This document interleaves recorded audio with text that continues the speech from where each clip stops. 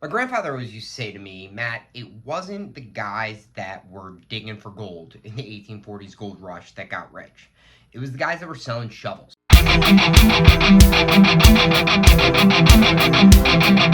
I'm Matt Gregory. I'm the CEO of Restoration X, and I'm here to tell you that anybody that's out there selling some type of master class on sales in this industry is selling you a shovel.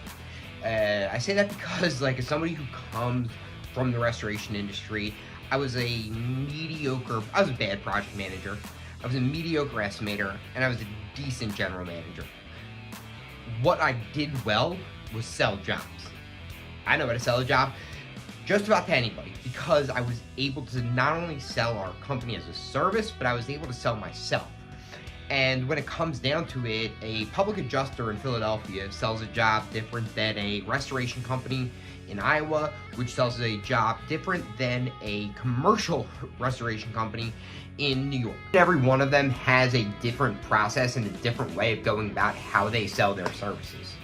So when we talk about these different sales techniques in restoration, it's actually kind of overcomplicated things.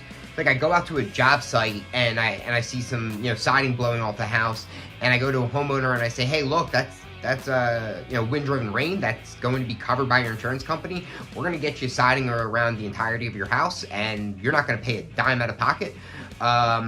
They usually say, where do I sign? You don't really have to sell people on free home improvements. If you do, then you probably should get a different job. And a lot of the times these talking heads will also try to push this idea of marketing, or marketing your services, and they'll give you all these different tips. Nobody cares about the graphic that you put out there on social media. Nobody cares about the list of top 10 water damage companies, and nobody cares. Especially if you're a restoration company. Maybe if you're in a different industry, sure, but if you're a restoration company, you know what they care about when their washer is just blowing up and water's going everywhere? Are you high up on the list? So are you high up on that Google list? Are your reviews okay? Are they good enough for me to make that phone call? And that's basically it. They're not going, this guy, he didn't really put out any funny content this week, so I don't know if I'm going to call him, as water's hitting every part of my kitchen. It doesn't happen.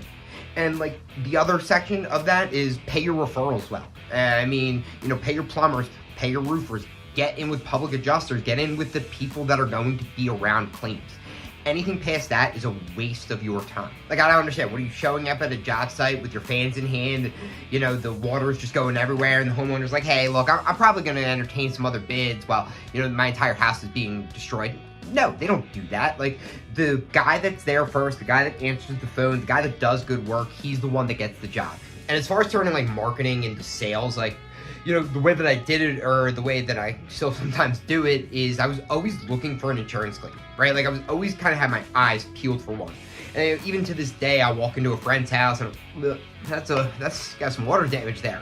I was always on the lookout, because how many claims just sit here in this country unfiled? And how many jobs did I turn just by keeping my eyes open? That's how I sold a lot of these jobs. Now, there's other techniques that you can use if you're in a TPA, or, secrets to actually getting those bills paid. Sure. But actually signing a job, just be looking for them. Because most people, it's not hard to sell a job to somebody when you're you have water damage in your bathroom. Do you want a new bathroom? 9 times out of 10, they say yes. So where is the difficulty in sales? What's worth all this money you guys pay to these sales master classes that they're teaching you that I'm missing out on? Because really, I'm at a loss for the amount of money I see some of you guys paying to sit through these classes of people who never really sold a job in their life, who wouldn't know the difference between a fan and a dehumidifier if it smacked them in the face, who may have worked at a restoration company, but did they do this work? There's a big difference. That's just my 2 cents, though. Love to hear your opinion. You can email me, matt@restorationx.app. Looking forward to it.